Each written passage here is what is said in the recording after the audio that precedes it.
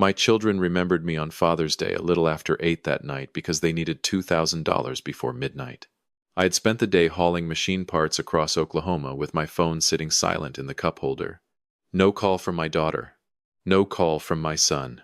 Then both their names appeared in a group message. We knew you don't care about Father's Day stuff. Can you send $2? 000 tonight. Before answering, I opened a photograph my sister had sent me. Emily and Ryan were standing beside a smoking barbecue grill at their stepfather's house. There was a cake, a blue banner, and a public caption thanking Martin for being the man who always shows up. I wasn't angry that they loved him. Martin had been present during years when my trucking routes kept me away. What hurt was realizing they had planned an entire celebration for him and still hadn't found 30 seconds to call me. I asked what the money was for. A summer vacation. My ex-wife, Martin, both of my children, and their partners had rented a beach house in Alabama. The final payment was due that night. My name wasn't on the guest list. It was already in the budget. When did I agree to pay for this? I asked. Emily went quiet. I didn't argue or demand an apology. I simply told them I would not finance a vacation I hadn't been invited to and put my phone face down. The next morning, my ex-wife called and accidentally admitted that my contribution had always been part of the plan.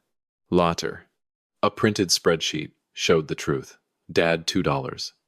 000 had been entered 3 months before Father's Day. My children hadn't forgotten me. They had remembered me early enough to spend my money, discussed whether calling from their stepfather's party would feel awkward, and decided I would be hurt, but helped them anyway. For years, I had mistaken being the person they needed for being the person they valued. That Father's Day, their manufactured emergency would have to survive without my wallet. My name is Jack Mercer. I was 56 then, and I had been driving long-haul routes for almost 30 years. I lived outside Springfield, Missouri. My daughter, Emily, was 29 and worked in a dental office. My son, Ryan, was 26 and sold landscaping equipment. Neither was helpless, but whenever their numbers stopped working, they called me. Over the years, I had covered Emily's security deposit after a roommate moved out, Ryan's transmission when his savings were gone, 2 insurance deductibles, a dental crown, and more short rent payments than I could remember. Sometimes they repaid part of it. Most times I told them not to worry. I wasn't wealthy. Truck drivers can earn a decent living if they accept that the money is purchased with missed dinners, stiff shoulders, bad sleep, and long stretches of road where every town belongs to somebody else. My house was nearly paid off. I kept my expenses low, and I had learned to save. To my children, that made me the stable one. To me, helping them made the miles feel less selfish. Their mother, Elaine, and I divorced when Emily was 15 and Ryan was 12. There was no affair and no courtroom war. We had become 2 tired people who resented different things. Elaine hated living around my roots. I hated being blamed for every absence. 2 years later, she married Martin Cole, a local insurance agent. Martin was present in all the ordinary ways I wasn't. He fixed a loose cabinet door the same evening. Someone mentioned it. He attended school fundraisers on Thursdays. He knew which restaurant Emily liked and which coach Ryan couldn't stand. For a long time, I treated money as the one category where I could never be replaced.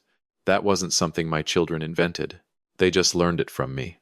The Father's Day in question began at a truck stop west of Tulsa. I had left Springfield before dawn, with a load bound for Amarillo. The waitress set down my eggs and asked if I had children. 2 grown ones. I said, then Happy Father's Day. I thanked her and checked my phone while pretending I was looking at the weather. There was a message from my sister, Nora, a discount offer from a hardware store, and nothing else. I told myself Emily was sleeping late and Ryan might be working. I had spent years saying holidays like that didn't matter. When they forgot a card, I always waved it away. It's just a Sunday. I always said, don't spend money on me. What I meant was that I didn't need a gift. What they eventually heard was that I didn't need to be remembered. By noon, I had crossed into Oklahoma's open, wind-beaten country. I stopped looking at the phone every 10 minutes and started looking every 30. At a fuel stop that afternoon, Nora sent me a photograph with the message. I'm sorry, Jack. I assumed you knew. The picture had been posted publicly by Elaine. Her backyard was full of people. Martin stood at the grill wearing an apron. Emily had apparently ordered for him. Ryan had one arm around his shoulder. Emily was holding a cake. A blue banner stretched across the patio fence, and a folding table was covered with food. The caption thanked Martin for being the man who always shows up. I stared at those 5 words longer than I should have. Martin had shown up. That part was true. He didn't deserve my anger for being there when I was on Interstate 40. But my children had not merely wandered into a barbecue. Elaine happened to host. There were decorations, gifts, and relatives from her side of the family. They had planned it. They had simply planned it without thinking I required even a phone call. I finished the drive to the truck stop, where I would spend the night. I showered, bought a cup of soup, and sat in the sleeper with the air conditioner rattling behind me. That was when the group message arrived. We knew you don't care about Father's Day stuff. Can you send $2? 000 tonight. Ryan added, It's time sensitive. I read it twice. Then I asked, What is it for? Emily answered first. The summer trip. We're short on the final payment for the house. I had not heard about a summer trip. Who is going? I wrote. There was a pause. Ryan finally listed the group Elaine, Martin, Emily and her boyfriend, Ryan and his girlfriend. 6 adults spending a week in a beach house in Orange Beach, Alabama. My name was not on the list. I asked, When did I agree to pay for it? Emily called before either of them answered in writing. Her voice began soft and reasonable. The way she spoke to patients who disputed a bill, she explained that prices had risen. Ryan's commission check had been smaller than expected, and the remaining balance was due. They weren't asking me to pay for the whole vacation. They only needed help closing the gap. We'll work out paying you back, she said. Did you already book it? Yes. Months ago. Did you put my $2,000 in the budget months ago? She went quiet. Ryan's voice came through in the background. They were still together at Elaine's house. Dad, can we not turn this into a thing? He called. The payment has to go through tonight. I looked at the photograph again. A paper plate was balanced on the edge of the grill. Behind Martin, I could see Ryan laughing with a drink in his hand. I'm not sending money for a trip I'm not part of. I said, You'll have to change the plan. Emily's tone hardened. Are you seriously doing this because we had a barbecue at Mom's? I had not mentioned the barbecue. That told me they hadn't forgotten me. They had discussed me and decided my absence would be acceptable. I'm doing this because you spent money I never offered. I said. Ryan took the phone. We knew you don't care about Father's Day. You've said that our whole lives. I said I didn't need presents. So this is punishment. No, this is me not paying for your vacation. I ended the call before my anger could make me say something that would be harder to repair than a travel plan. Messages appeared one after another. Emily said they could lose part of the deposit. Ryan said everybody had requested time off. Then he asked whether I wanted Martin paying for everything while I made a point. That last message was almost impressive. Somehow, I was being accused of failing to provide for a vacation honoring another man. I turned the phone face down and tried to sleep. I didn't. Around midnight, I pulled an old plastic travel cup from the cabinet above my bunk. Emily had decorated it in elementary school with crooked red letters that said Best Dad on the Road. Most of the paint had peeled away. I had carried it from one truck to the next for nearly 20 years, even though the lid no longer sealed. Holding it, I wondered how much I felt was grief and how much was embarrassment. I had accepted thin versions of closeness because they came with problems I could solve. A wire transfer could make me central to their lives for an afternoon. I had mistaken access to their emergencies for a place in their hearts. The next morning, Elaine left me a voicemail before I finished my delivery in Amarillo. Jack, I know you're upset, but please don't make the kids' vacation depend on a holiday misunderstanding. They truly thought you didn't care about Father's Day. Call me. When I called, I asked how she knew about the money. It was always part of the plan, she said, then stopped. Whose plan? Emily and Ryan were each supposed to contribute. Martin and Elaine were paying the largest share. The children had said I would cover the rest as a combined birthday and vacation gift. Did either one tell you I had agreed? I asked. Emily said it was handled. It wasn't even mentioned to me until last night. Elaine let out a slow breath. For the first time, the irritation left her voice. I didn't know that. Now you do.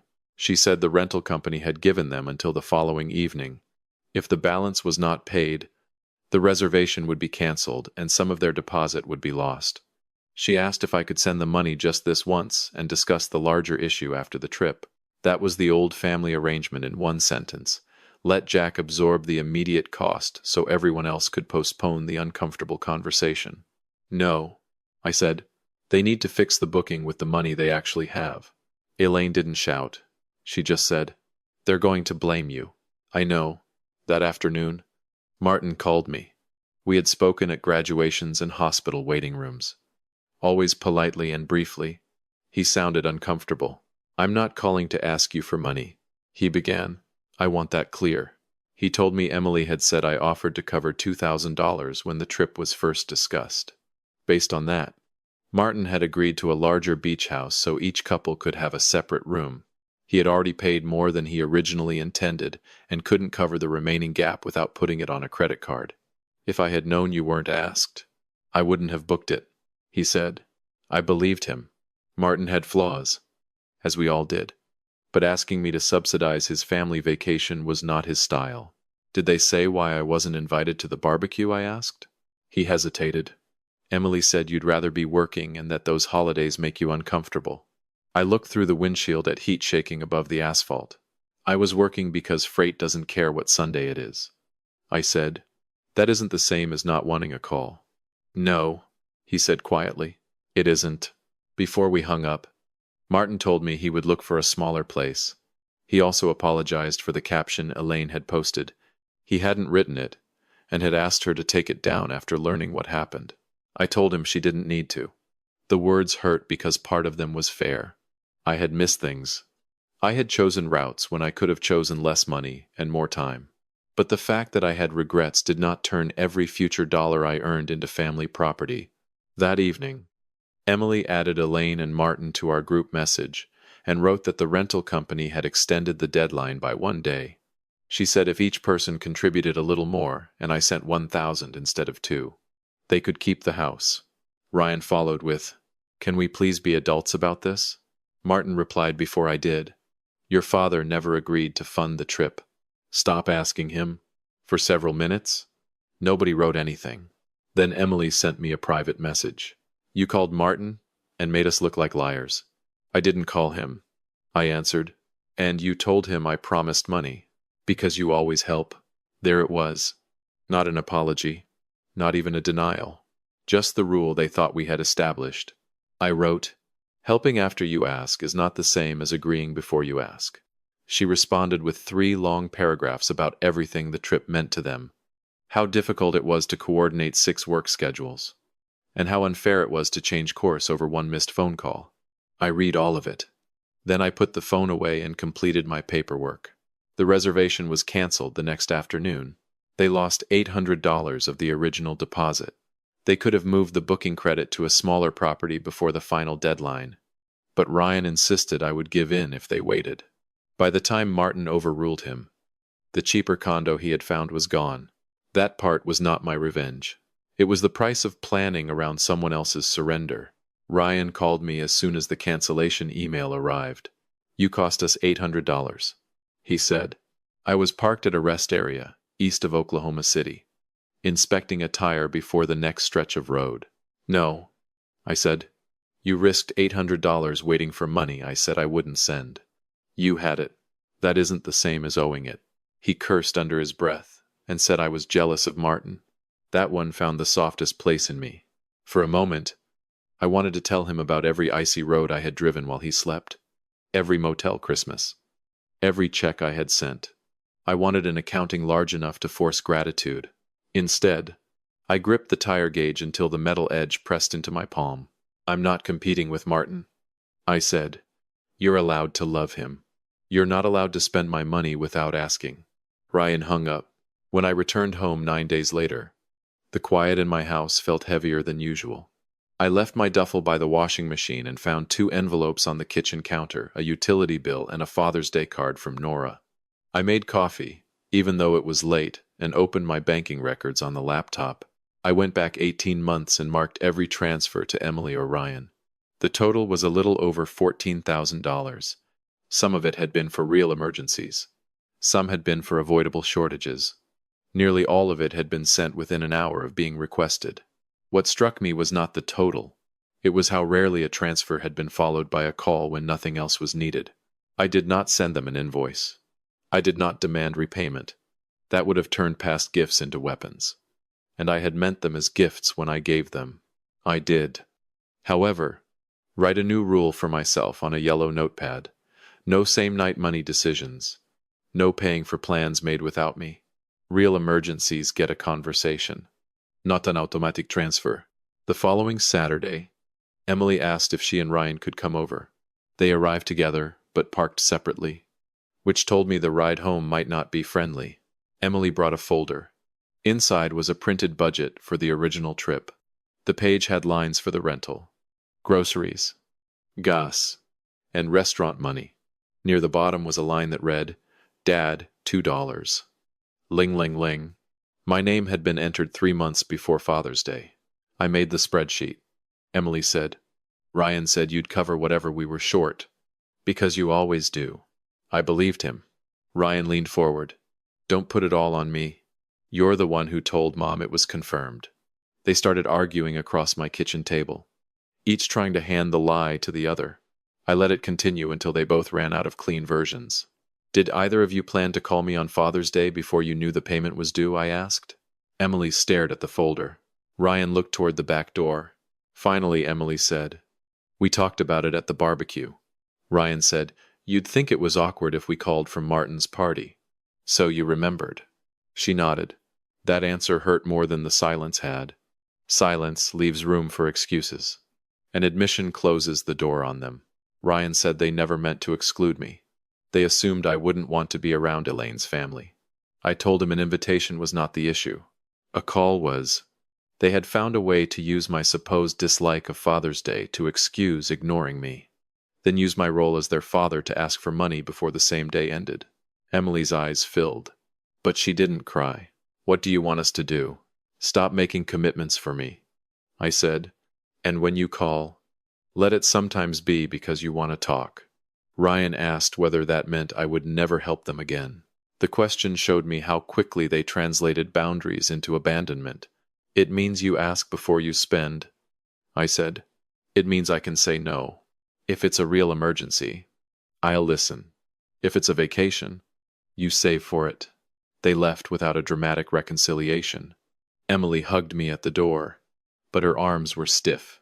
Ryan said he needed time. The beach vacation became 4 nights at a modest cabin near the Lake of the Ozarks later that summer. Each adult paid an equal share. Martin told me afterward that they cooked most of their meals and still had a good time. He did not say it triumphantly. He said it because the children had been convinced the whole summer would be ruined if I did not rescue the original plan. It wasn't ruined. It was simply limited by what they could afford. For a while, my phone became even quieter. Emily called every other Sunday. But the conversations felt scheduled and careful. Ryan mostly sent short messages. I let the distance exist without rushing to purchase my way across it. 2 months later, Emily called while I was waiting for a load outside Little Rock. We talked for 20 minutes about a difficult manager at her office. When she began to say goodbye, I caught myself waiting for the request. There wasn't one. That's all I asked. She understood what I meant. "That's all. Dad, I just wanted to hear your voice." I had to look away from the other drivers in the dispatch room. Ryan took longer. In October, his car needed a new alternator. He sent me the estimate, then immediately wrote, "I'm not asking you to pay. Do you think this price is fair?" I called him. We compared 2 quotes, and he arranged a payment plan with the shop. I did not send money. He did not stop speaking to me. That small exchange did more for our relationship than another transfer would have. By the next Father's Day, I was home. Emily and Ryan came over with sandwiches, a grocery store pie, and no banner. Martin had his own dinner later that evening.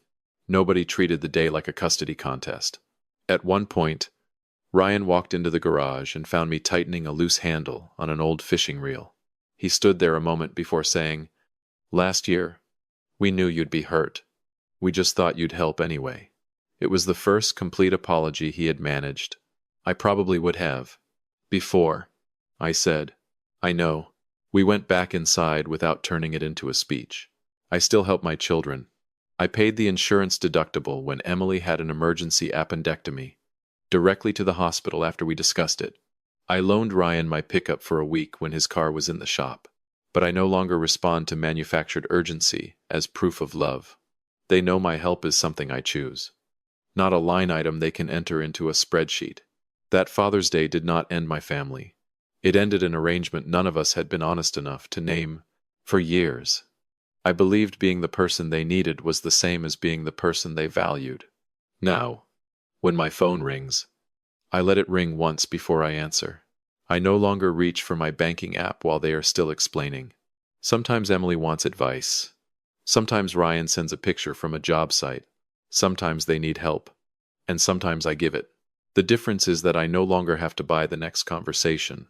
These days, when I park after a long run, I make coffee in the cab and set that faded Best Dad on the road cup beside the windshield.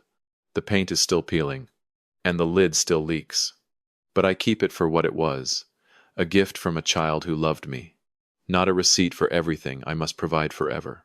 If your children remembered your wallet before they remembered you, would you have sent the money?